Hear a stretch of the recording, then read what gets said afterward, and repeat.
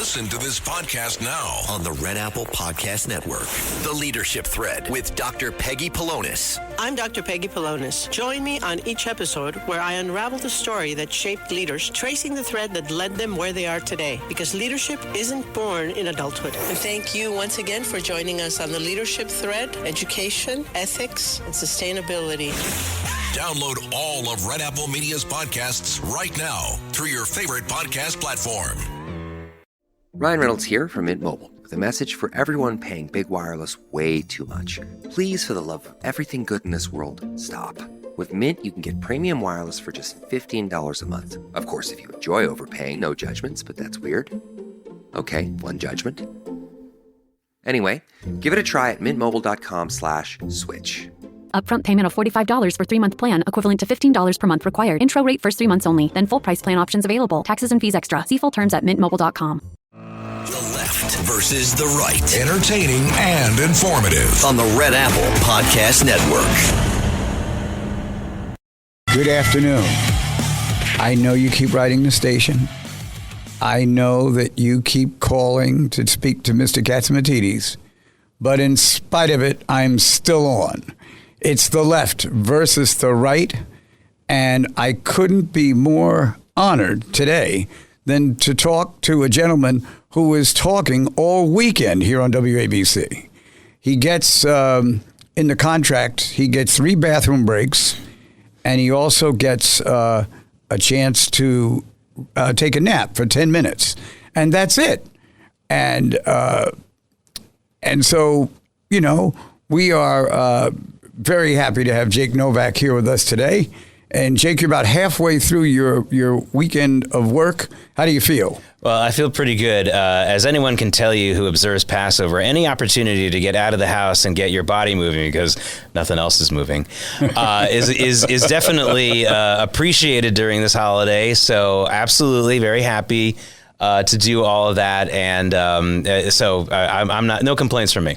So, you know, sometimes the best part of the interview is when you're off the air. And I was really touched. We were talking, you know, right before we came on the air. And apparently you lived right where Officer Diller was shot in that terrible situation just recently where the shooter was convicted. And, of course, there was a dispute over whether or not he was charged under the right law. Tell us more about that. Yeah, I moved to New York from the South in 1981. It was about high school time for me. And I moved to Far Rockaway, Queens, a section of Far Rockaway called Bayswater, which is close to the Mott Avenue subway stop. For those of you who have ever been on the A train and never actually gone all the way out to Mott Avenue, that is the last stop on the A train, and it is a long trip. So, it is? Yeah. Oh, I thought it was Cleveland. Yeah, I know. I mean, you sound like in Tootsie. What about Cleveland? Move the camera back. It's right. A long trip. It's a long trip out there, and there's a lot of other discussions we could have about that, about how it's very far from the job center. So I lived a short walk from the Mott Avenue train station, subway station, and that's where the shooting occurred, just across the street from there at a bus stop. And when I heard about this 2 years ago, when the shooting happened, it really hit home. I mean, I haven't lived in Far Rockaway since 1988, granted, but those were formative years for me, and I am very grateful that I lived there. Not only did I meet some incredible people and the people on my block, even though it was a huge culture shock for me coming from the South, but, you know, that was the go-go 80s, Governor. And as much as I am a conservative and I celebrate business success and things like that, I was in a middle to lower middle class neighborhood, and I knew it, and I didn't have any shame involved with that. And I just feel like I got a good perspective as a kid. But the problem was we had pervasive crime in and around that area. It was the total center of our lives. Anyone who lives there knows what I'm talking about. We talked about it all the time. We had a budget for it in our days. And it just breaks my heart that all these years later, it's still the same. There's plenty of other parts of Far Rockaway that have improved greatly, but that downtown Far Rockaway area is just as bad as it was in 1981. And that breaks my heart, Governor. So now, the shooter was trying to perpetuate this idea that he wasn't really trying to kill Officer Diller. my question before he even goes any further is, but once the police officer stopped him, what's he doing with his hand on a gun? No matter what he was thinking about doing. And it definitely, his team was able to fight off the murder one. But my view, for what they did charge him for, he's going to be in the joint for 55 years. We will never see him again. And I thought, I guess it was, I don't know, some kind of Pyrrhic victory for him and his family that he's going to do 55 years instead of 90 years. But I think in those situations, I would have hoped the charging judge took the right count, took the first count. Yeah, I mean, I can see that argument. What I'm worried about, though, is that in parole hearings in the future, the fact that there isn't a murder one on his rap sheet, will that mean he's more likely to get parole? You never know what new regime will take over. I understand the argument on both sides. If I were a betting man, I'd say, yeah, he's probably not going to be a danger to society other than, I guess, prison guards and his fellow inmates for the next decades or so. That said, I also don't know if we should be giving congratulations to the defense team. I think this was a jury pool that was fouled up. We understand there may have been one juror who was a holdout. And we also have evidence, there was one juror that actually, after they came out to announce the verdict, and the judge asked each one of them, voted no. And they had to go back. This was at 4:30 in the afternoon, and they came back at 7:30, finally to talking that juror into agreeing with the majority. Yeah. We don't have the evidence in this case yet. Maybe we will eventually. But we do have evidence now that there are leftist groups that are recruiting people to volunteer for jury duty and to become recalcitrant jurors and foul up the system. I'm really worried about that, frankly, because it'd be very easy to undermine our justice system if someone coordinates that effort. So I just don't take much good out of this case. Obviously, there's nothing good to be taken out of the incident. I didn't expect that. But it does feel like a slap in the face. Jessica Tisch, the police commissioner, said as much. Yes. And of course the underlying pain for me is just that this is this wonderful community that accepted me. Immediately I had best friends the second I moved in there, and to see that it hasn't changed that neighborhood after all this time it's incredibly unfair, because so many other neighborhoods in New York have improved. That's painful. So if I were to take the oath right now and tell you something, I have heard about money coming from the left, money being filtered to the left to get people on juries, to, in a sense, to detach the government from itself, so that it won't even work the right way. If that's the case, and this is where I'm on my oath, I've never met dumber people than people who are on the left. You ask them a question, they give you an answer about something you didn't even ask. They're just totally agitated about every little thing that happens. They can't get enough of Trump. I thought after one term and he came back for a second, they would have had enough. No, they still find things to, say about him. And I think there are people who would know what to do if you paid them, gave them instruction, and told them to register and, get on a jury and that kind of thing. But I submit to you, people who are that far out, I don't know one of them that I know. I know some people are like that, but I don't even know what they do with the jury notice. They probably think it was an ad at the A&P or something. Well, I'm not too far in disagreement with you there. I pretty much do agree with you. Relying on the stupidity of your enemies can sometimes not be sometimes not a bad strategy. That's for sure. But you touched on something really important, which is the agitation that these people have. I am getting really tired of my fellow conservatives posting on social media all of these videos of them confronting the people at the No Kings rally with all the facts that they're ignoring. We already know that they're not factual people. You're not going to convince these people with facts. These people are there because they're having an emotional outburst, and the only way to respond to that is with another emotional outburst, and it has to be genuine. So there was one that was actually very effective, an Iranian woman, a woman who was raised in Iran, who had been abused in Iran, who confronted one of these No Kings marchers who had the Iranian flag with her. This is an older woman, and she just went off on her, said, "How dare you carry this flag? You know, I was abused by this regime. I can't even go back to see my father's grave. You don't know what you're talking." She was so emotional, and that's the only way. Most of us don't have that kind of energy. But if you're going to go to these No Kings rallies or talk to these potential people who hate Trump or potential jurors and give them a list of facts about what they're doing wrong, that's not going to work. You're going to have to pull at their heartstrings, and that still might not work, but at least you'll be speaking their language. Yeah, absolutely. So speaking of Trump, did we get into like maybe 9-10 minutes of the show and we didn't mention him? No, we deserve an award. I think so. I'm fascinated by the speeches that he makes these days and the actions that he's taken. And, you know, I may have to wear disguise to come down to do the studio next week. But the reality is, I couldn't see the United States being in a better position than we are right now. And yes, you know, people would say if you wait long, something else could happen. I don't think he's waiting at all. I think that, and once the regime falls, it might not go exactly the way we would think, as perhaps it did in Venezuela. But but I had, in a sense, someone who grew up in the '60s. I've been waiting for a president to stare somebody down since John F. Kennedy and Khrushchev in the Cuban Missile Crisis.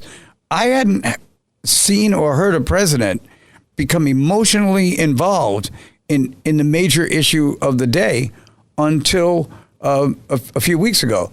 Now, before you answer, please, Jake, don't tell my family I was here today. Yeah, I don't want to get you in trouble. It's interesting that you mentioned Kennedy and Khrushchev because I see a lot of similarities between the Cuban Missile Crisis and the perception of John F. Kennedy and this war. You know, the Cuban Missile Crisis was very much predicated by the fact that Kennedy met with Khrushchev very early on in Kennedy's presidency in Vienna. And Kennedy was sick. Now, Kennedy was always sick, frankly. A lot of people don't understand how ill a man he was his entire life. He spent many years in the hospital as a child and as an adolescent. He had Addison's disease, which they didn't know how to treat as well. They still don't know how to treat it that great, frankly. And Khrushchev saw him and said, this guy is really weak, physically and in every other way. And he pushed it on the Cuban Missile Crisis. I think that leading up to Trump's speech on Wednesday night, there was this assumption throughout the whole world that Trump was going to back down, that Trump was worried about the markets, Trump was worried about the economy, and he was going to try to preemptively declare victory in the war and leave as quickly as he could. And they couldn't have been more wrong. I mean, he really doubled and tripled down and stared down, as you said, Governor, the Iranian regime. And he also stared down our feckless allies in Europe who aren't doing enough to help themselves. I mean, this isn't just about this war right now. I'm really laughing at these people who seem to think like, well, you know, we're paying more for gas for a couple of weeks. That's a huge price. We have been paying more for gas and for our security lines at airports and for a bunch of other things and our defense budget for 47 years because of Iran. There's an Iranian premium on our taxes that's been going on for a long time. Quadrillions of dollars. I conservatively estimate, by the way. We sell a couple million barrels a day of oil in this world. Can add up to a lot. Yeah, and there's at least a $2 premium on the price of every barrel of oil since 1979. That's quadrillions, maybe. I don't know what the next number is. Quintillions? Quintillions. Yeah, that's the next. So, that is a conservative estimate on my part. Don't get me. Don't say I'm being hyperbolic. So I see some very interesting similarities there. Kennedy did stare down the Russians in the Cuban Missile Crisis. It took him a little while, but he did. And Trump seems to be staring down the Iranians in a similar way. Let's see if we get a similar good result. And I'm kind of surprised, to be fair, as I try to be, with the people who are in office from the opposite party and the people whose points of view are, in a different direction than mine are. But here's a clear case of somebody doing the right thing. No one has pointed out anything he's done wrong. I don't know what Hakeem Jeffries and some of the other leaders who are talking about this are why they are, what's the word I'm looking for? Just harboring on this subject when obviously what's going to happen is this war will end it when President Trump wants it to end. And it will then be an issue for to what extent whoever is left in leadership in Iran decides to work with us, try to bring back everything that got demolished.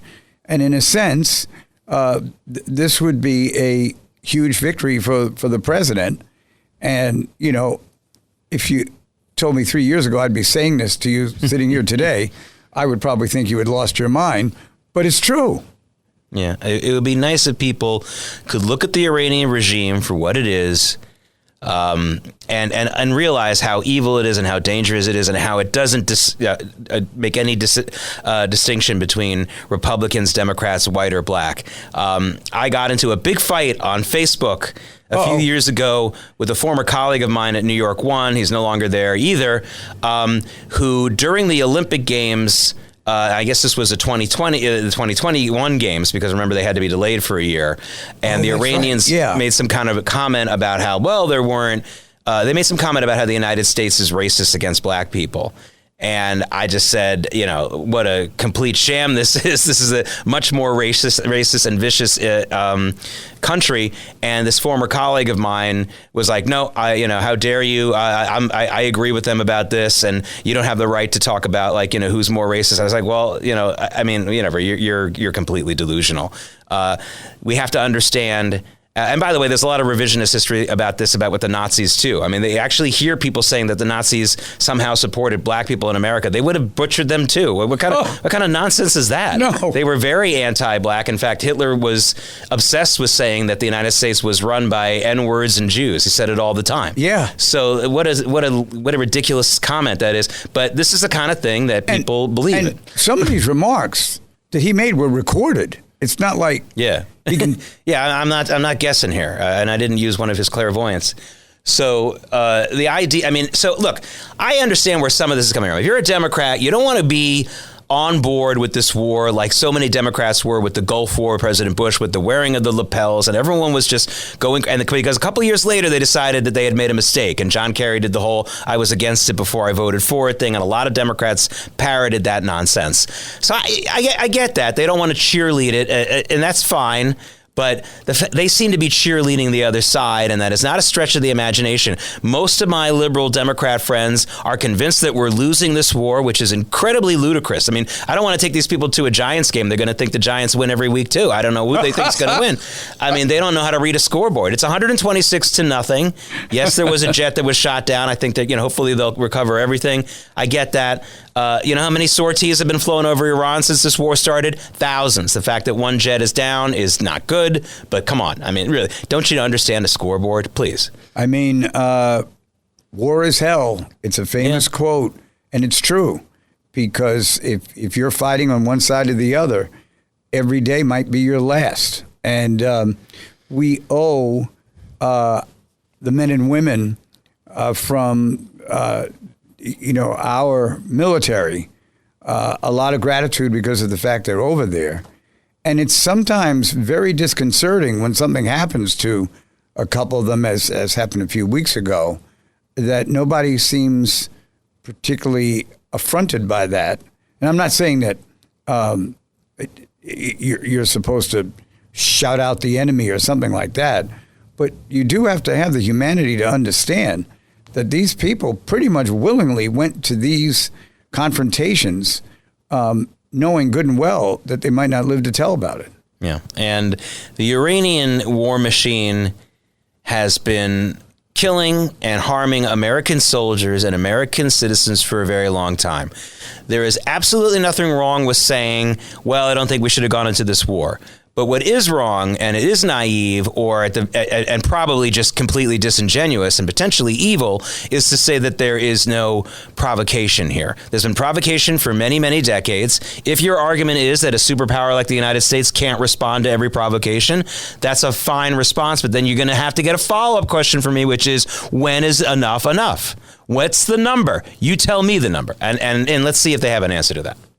Well, after... today is November 4th, and April 5th. We're April 5th. You're ready for the election already. That's the problem with you politicians. You're always thinking about Election Day. Today is April 5th. You're always thinking about Election Day. I can't get over that with you guys. Oh. So today is April 4th. 5th. Today's April 5th. I'll keep trying.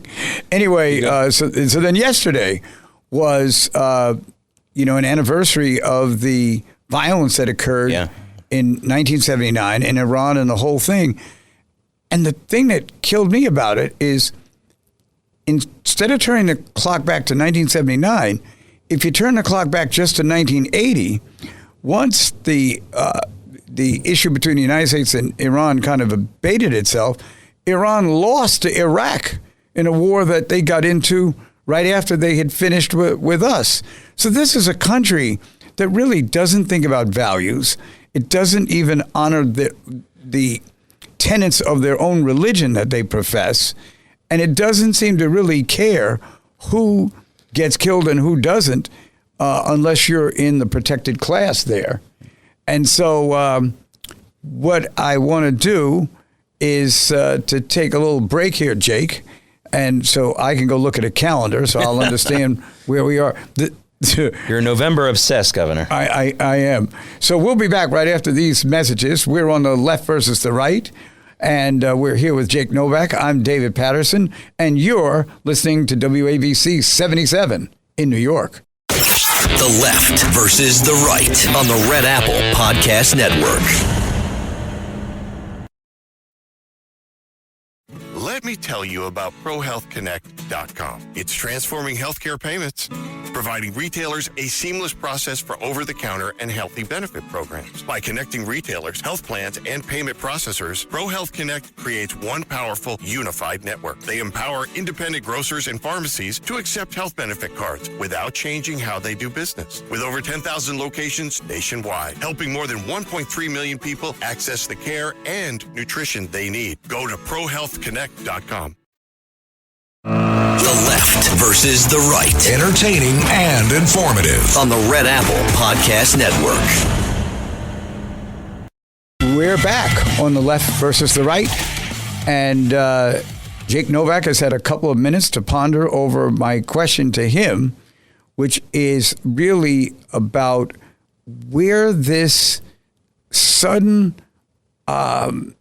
understanding of Iran, this sudden outpouring of feeling for them. They are the worst, despotic, just totally fraudulent government that's appeared on this planet in a while. And you're up against some stiff competition when you get accused of that.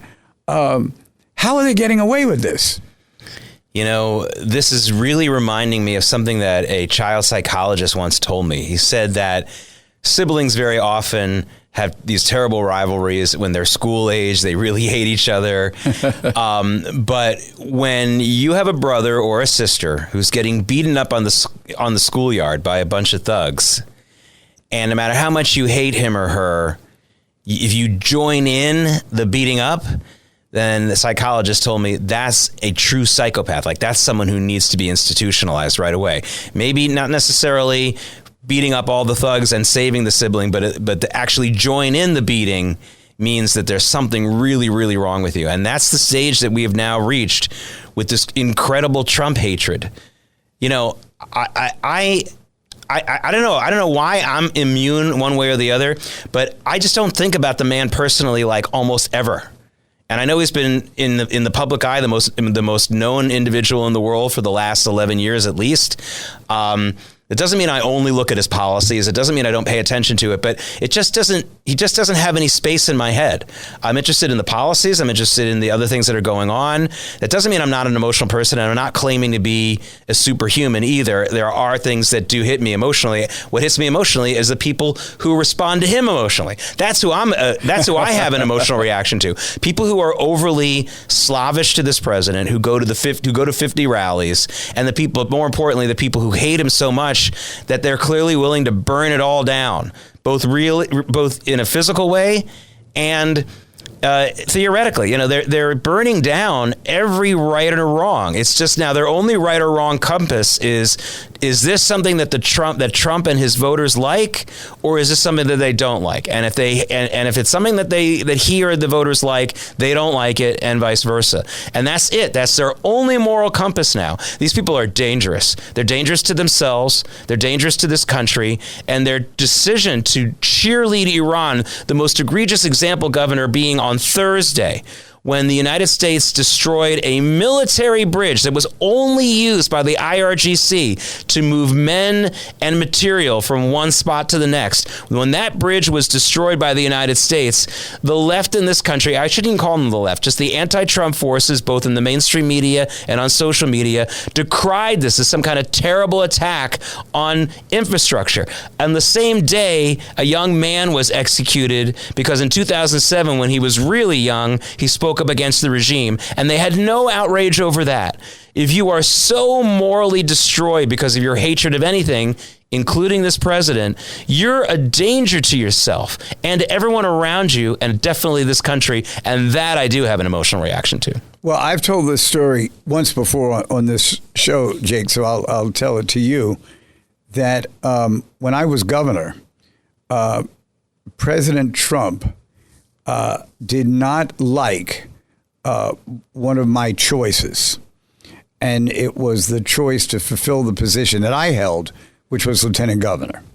So he goes on, these days, I can't remember whether it was a TV show or something, and he says, the guy's a bum. The guy, he says, these things he says, he doesn't know anything. He says, I don't know what Governor Paterson was thinking about when he appointed him. He said, but I've spoken to him, and he says if he could do it again, he wouldn't do it again. So here's Trump throwing me in front of the bus and then pulling me up after the bus runs over me. And so I, in response, what I did is I called him up. Now, what a lot of people do in those situations is they get right in the media and tell their side of the story. Yeah. But I called him up. I said, Donald, I never spoke to you about this. And he said, come on. The guy's he doesn't know what he's doing.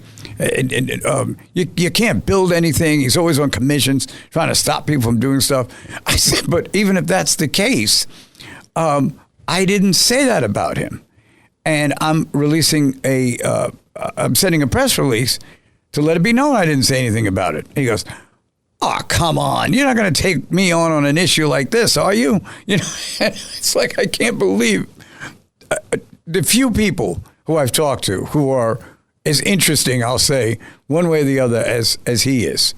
So time goes on, and, eventually I served out my term, and I run into President Trump a year and a half ago at the annual dinner that they have for the Catholic Church, right? And we're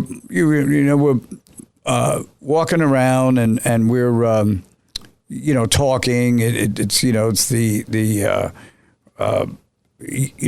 hour before the dinner is going to begin, and Trump comes up to me and he says hello, and I tell him, there was somebody who I picked to work with, who you couldn't stand, and I wish I could turn the clock back and had listened to you at the point. He goes, but what I did is there were a lot of people standing around him. I said it to him, and I said, so I kind of hit him on the arm and walked away. Maybe I walk 15 feet away. I look, he's right behind me. Who was it? David, who was it? Who was it? Who was it? Forgot. So I tell him who it was, and he says, that guy, you couldn't build a tree house in New York without him coming in and wanting, there'd be all these issues had to be resolved and that kind of thing. And really, I think that a lot of what you see with him isn't necessarily preordained. I think it's how he feels at the moment, and sometimes it's, pretty insulting to whoever's on the other end of it, but sometimes it's how a lot of other people feel. And I think that's why he hasn't lost his standing with his greatest supporters. Yeah. Also, look, when he first started running for president in 2015 and going into 2016, I laughed more often than anything else when I heard his speeches. Not because I was laughing at him, but just because I thought it was funny. He reminded me of the 70 to 75-year-old men that were a big part of my life growing up. And I realized when other people in my newsroom at the time, I was at CNBC at the time, weren't responding the same way, I realized it was because they didn't have that kind of experience. Later I asked them, do you guys know anybody in their 70s? Even then, as adults, they didn't. And there's a certain New Yorker type guy, kind of a loudmouth, usually a little bit of a braggart, who at the end of the day, you kind of know they're harmless, but they're a sweetheart, actually, or they're actually just a decent person. It's just like in person, they're going to be pushy. They're going to be brash. I'm not saying Donald Trump is that guy necessarily, but he really reminds me of those kinds of people. And that's why I'm not going crazy for him either way. And that's, by the way, is a great, healthy way to be. If you don't know the person personally and you're obsessing about them positively or negatively, stop. Just stop. It's not good for you. That's excellent advice. It really is. Because some people, when they get going, you can't stop them. Then they come up with ideas that aren't even true, But in terms now of the strategy for where we are, how do you think this plays out? I don't think anybody really knows. So your guess is as good as mine. Well, one of the things that I'm seeing very, very clearly is President Trump is either just an accident, or he's very acutely aware that usually by this point in any second term president's term, they're already basically a lame duck. And President Trump doesn't want that. I am convinced that the entire narrative of him saying he might run for the third term is not meant seriously. It's meant to dissuade talk of succeeding him. Because as long as he's president, he wants to be sure that he has as much authority as possible within his own party, and he's the focus of everyone's attention. Because, again, in most presidencies, by this time, everyone's obsessing about the next presidential election. Jake, this is a salient point. Yeah. I mean, I'm rolling the clock back in my mind, and I'm thinking about they don't even usually wait until the last 2 years before the 4 years of the second term occurs. They're out, campaigning and carrying on about different things pretty much from the time that the president is sworn in to their second term. And I also think you're right. I don't think he's going to push for a third term, but I think he wants to command the stage for as long as he can. And who can blame him?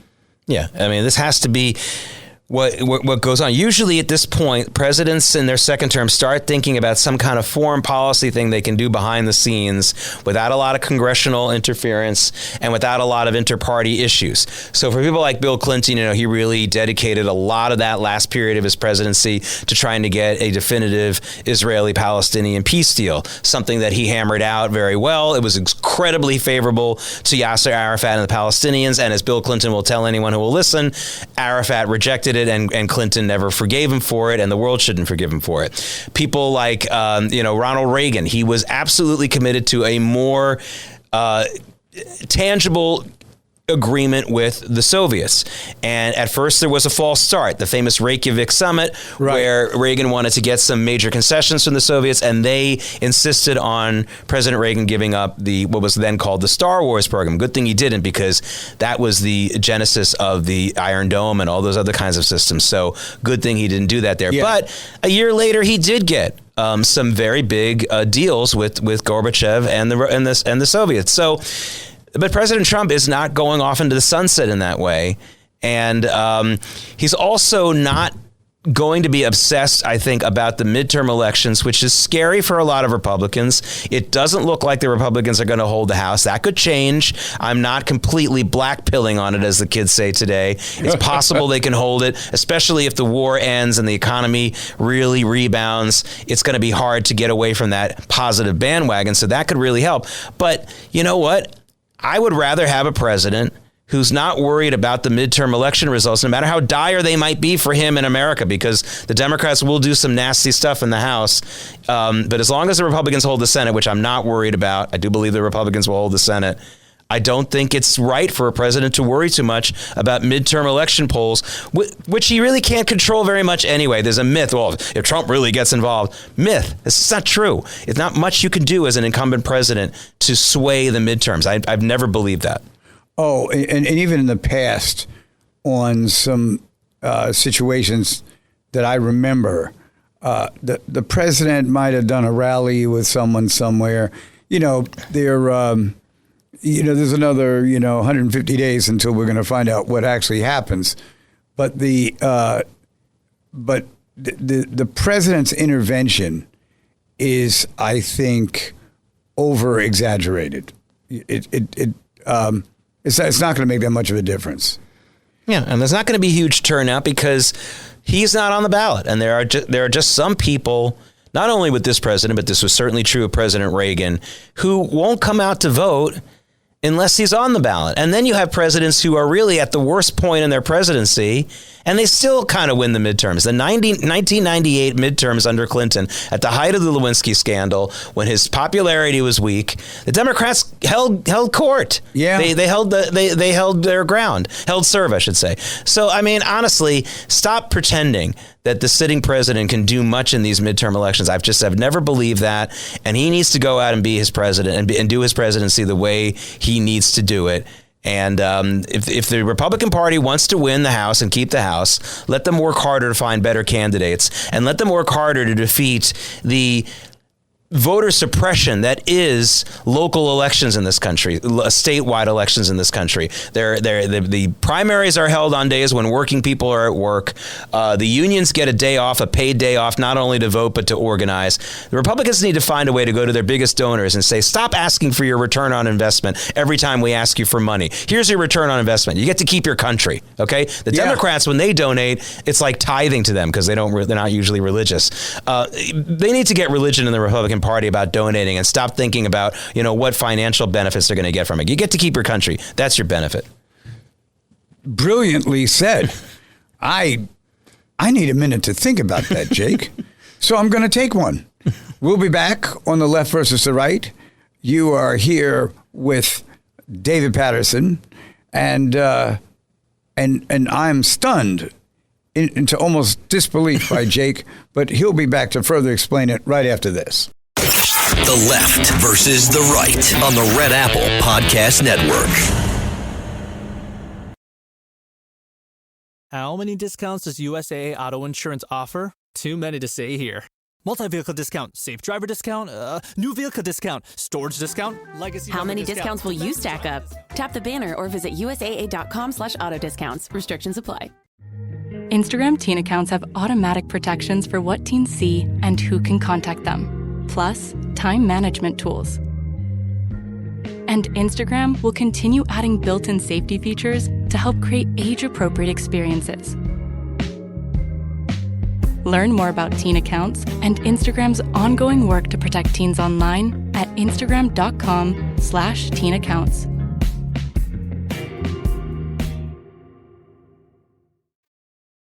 The Left versus the Right. Entertaining and informative. On the Red Apple Podcast Network.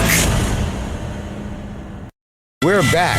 with the final session here on The Left versus the Right.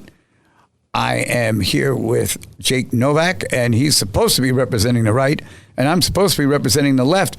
But the world has gotten more and more complicated now. It's not them and us and that sort of thing. And we are finding that we've got a society right now that is, I would say, stumbling a little bit.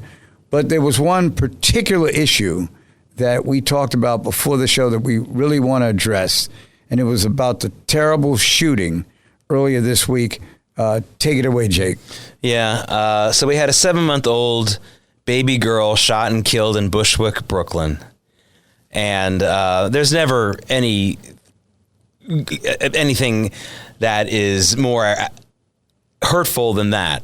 It doesn't matter you don't need to know any of the other details as far as that's concerned. But we are going to dig into more of the details because this, to me, should be a wake-up call to a number of people out there. I immediately wrote something about it on my social media page about how, this girl, and again, it shouldn't matter the next things I'm going to say as far as your emotions and morality, but unfortunately it matters politically.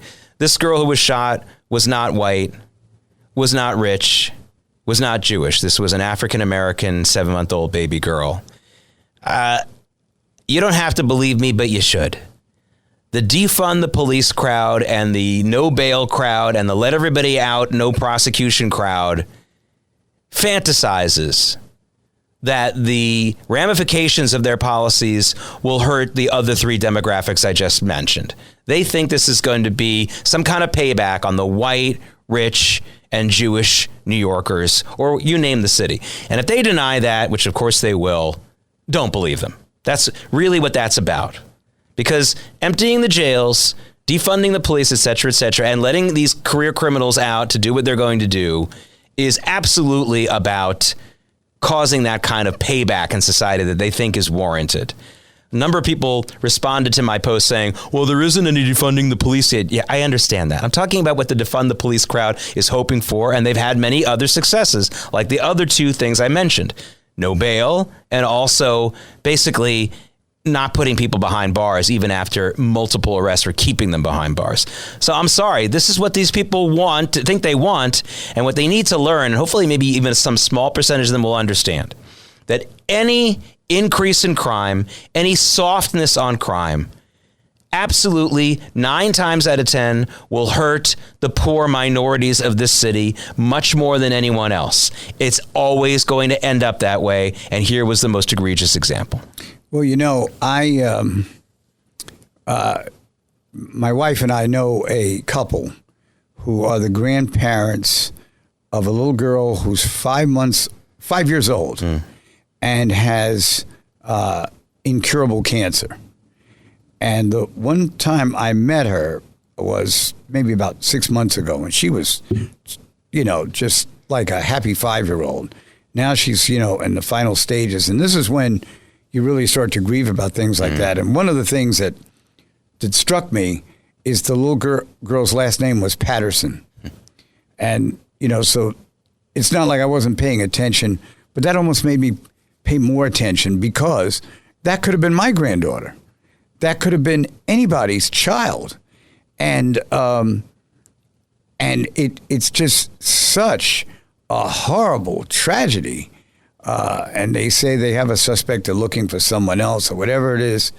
But I think that the inability of those of us, no matter what our political points of view, but our inability to recognize when a crime is a crime, we have already set up in this country all types of opportunities for the defense to claim that an individual accused of a crime didn't do it.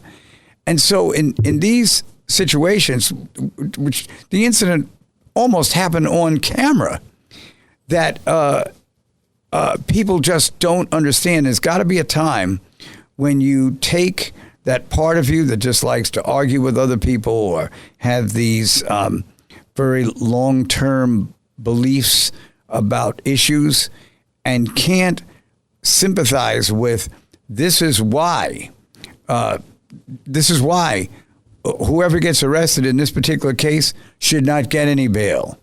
This is why in situations that the person is convicted, that they should get a life sentence.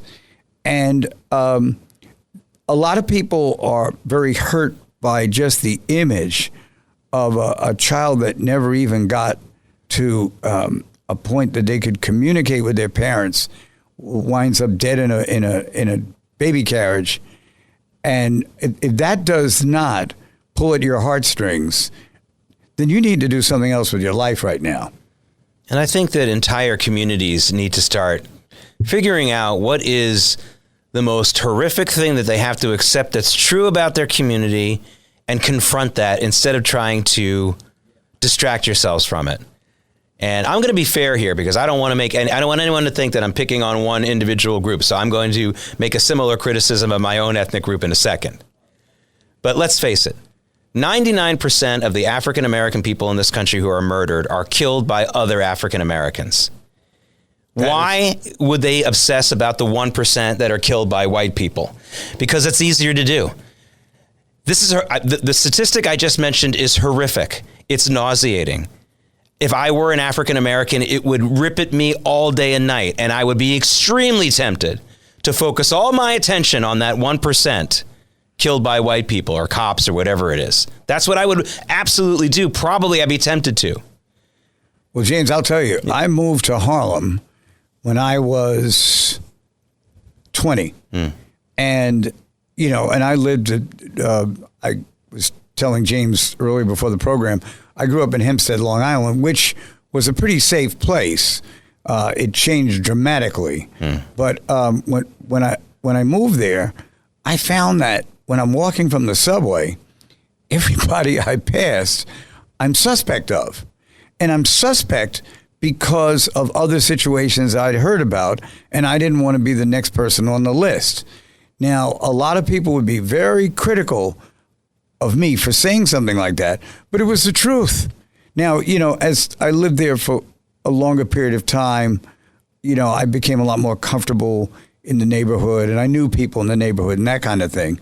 But that's why that statistic about the 99 out of 100 times an African American is going to be killed by another African American, and it really speaks to, you know, unfortunately the level of crime we have in our society, because too often we haven't offered too many other alternatives. But the fact still is that is the case, and that's kind of why I was a little more surprised that there wasn't more of an outpouring of feeling for this couple now that has to live without their daughter. Yeah.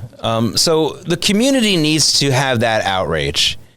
Some part of the community is allowing this culturally to continue, whether that means you're not going to be an outcast in every place you try to go in the community if you're a violent criminal. That has to stop. Now, I promised a similar critique of my own ethnic background.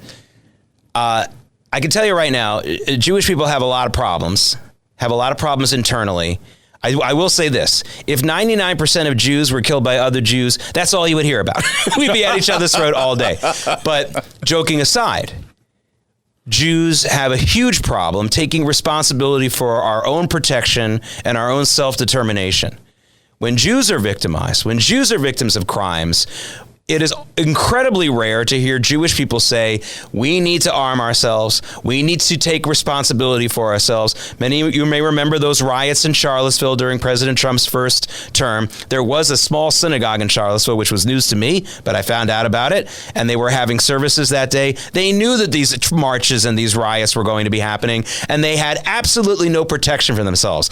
I'm sorry, I don't see them as sympathetic figures anymore. How many more years do we need to see something like that? How many more thousands of years of victimization do you need to have before you start taking your own responsibility? Now, obviously, the state of Israel is a great example of figuring this out and taking matters into their own hands. But still here in America, you have Jewish people who say, what do I want a gun? What? I shouldn't. I'm sorry. I mean, it's not even a joke anymore. I understand you're laughing. I get it. And I'm not offended by your laughter. because I was doing a silly impersonation. But this, to me, is just as much as an outrage as the African-American community not confronting this fact. And so we run to other things. We start talking about how this person betrayed us, that person didn't help us out. No, you betrayed us. You yourself betrayed us. And the same thing. So to me, again, and I have all the sympathies in the world. I understand how horrific it is for every Jewish person in the world to wake up every morning knowing that they need to protect themselves more than most other people. That's a horrible thing to have to realize. You want to believe that all it takes from you is just a little bit more niceness, another song, another Mel Brooks joke, and that'll solve it. But no, you got to have a 22, you got to have a valid passport, and you got to know how to use both. And the same thing with the African-American community. Probably isn't easy to wake up every morning knowing that somebody you know, and that's true usually in a lot of other cases, but someone in your ethnic group is a bigger threat to you than a Klansman somewhere a few states away or a cop you think is mean. Not easy, I get it, but you better swallow that reality. And we're not doing that in either one of our communities. And James, that's exactly what happened to me. In other words, I did not grow up in a predominantly black community. It was pretty even. But when I was going to Columbia University and I moved into Harlem, the community was, practically 100% black. And because of that, I was attuned to the fact that there was a high crime rate in that neighborhood. And when there's a high crime rate, you can argue, different points about whatever it is that you think is right or wrong. But when you have to be the one who's walking around late at night there, you take a different point of view because you don't want to get hurt. Yeah. I remember in 1985, I think there was a famous case in Harlem where somebody in the neighborhood mugged a woman on the street. These were two locals. And everyone came out from their stoops and their brownstones and beat the heck out of the mugger. I remember this. And I remember saying to my dad, we need to have more stories like this. This should be what everyone expects if they do this in the community. I hadn't thought about that in 30 years. Yeah.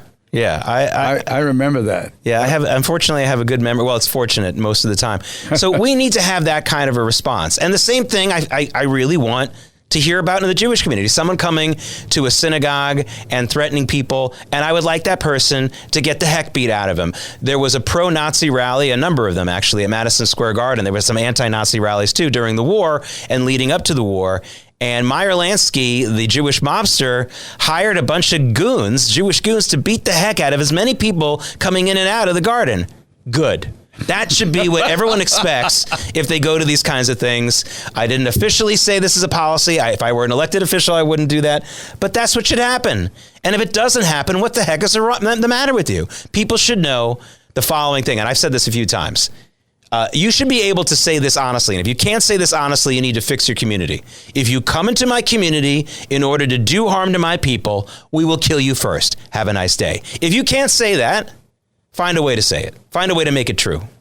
I want to know what show, what time period, whatever else is happening, where you would hear more candor than you just did from my co-host. I mean, he laid it out there, and it's funny because the one part I guess I left out earlier when I was talking about walking home is that in those days there wasn't much redress if something happened to you, so you really had to make sure that you were not walking onto a block where there were crime issues and that kind of thing. But this has been quite an experience. So do you think that maybe the lugubrious circumstance of this shooting might wake some people up and get them to think that, we've got to change the dynamic in a lot of these neighborhoods? Well, it should. And I am perfectly willing. Anyone listening out there wants to say Jake Novak's going to be capitalizing on this and and exploiting this murder, fine. You can go shoot all the arrows and throw all the brickbats you want at me. I absolutely intend to exploit this incident to remind everybody of the many things that I really think everyone has forgotten, which is that crime is a matter of it's not because people weren't nice to you. It's not because there was bail. It's not because there's racism. Crime has been around well before there was any understanding of race. Okay, stop blaming it on that. Stop blaming it on any of these other exterior factors. There are rich, comfortable, wonderful living people who are just as likely to rob and murder you as someone who's very poor and in the gutter. Ask yourself why that is. It's because they're not related. Your moral compass is not based on economics. Okay, and stop using that as an excuse. And we absolutely need to have this more than a discussion. I loved, when they were saying, well, we need to, whenever they're trying to push some kind of liberal ideology, we need to have a discussion in America. No, you want to have a soliloquy. I'm willing to have a discussion with you. You tell me what you think the cause is, and I'll listen to you. But if this shooting doesn't get more people like me to try to quote unquote exploit it, then it will be in vain, and it will be just another statistic. This man was on the air here at WABC from 5 to 6 this morning. He did some other shows. Now he's here at 3 o'clock. He'll be on later tonight. He'll be on just about all of tomorrow up until, 4 o'clock? I'm on a lot. Whatever. I'm overexposed. And that's okay. I'm new to the station. I need everyone to understand. Luckily, I have a memorable name, and it is my real name. This is not a stage name. My real name is not Isidore Yakovovitz. It's Jake Novak. Really. I love it. Well, Jake, thanks for joining me. I would really hope we could do this again. And for the rest of you, thanks for listening. This is WABC right here in New York, 77. David Paterson, the left versus the right. Thanks for listening. Thanks for listening to The Left versus the Right. You can hear The Left versus the Right Saturday afternoons at 4. If you like the podcast, share it with your friends and listen anytime at WABCRadio.com and download the WABC Radio app. Hit that subscribe button on all major podcast platforms. Plus, follow WABC on social on Instagram, TikTok, Facebook, and X. See you next time for a new episode so you never have to wonder. What the heck is going on here? This is Greg Kelly. Donate now to Toys for Tots, which works year-round. Go to toysfortots.org. Toys for Tots supports children in need throughout the year with programs like the Toys for Tots Literacy Program. Established in 2008, it has provided over 63 million books to disadvantaged children. The Toys for Tots Literacy Program is committed to providing disadvantaged children with direct access to books and educational resources that enhance their ability to read and communicate effectively. Go to toysfortots.org. This podcast is brought to you by Carvana. Selling your car should feel like one less thing on your list, not one more. With Carvana, it is. Just go to Carvana.com, enter your license plate or VIN, and get a real offer down to the penny. No back and forth, no surprises, just an experience you can trust. Like your offer? Accept it. Schedule pickup, and we'll come to you with a check in hand. Your car, your timeline, your terms. Visit Carvana.com to sell your car today. Carvana. Pickup fees may apply.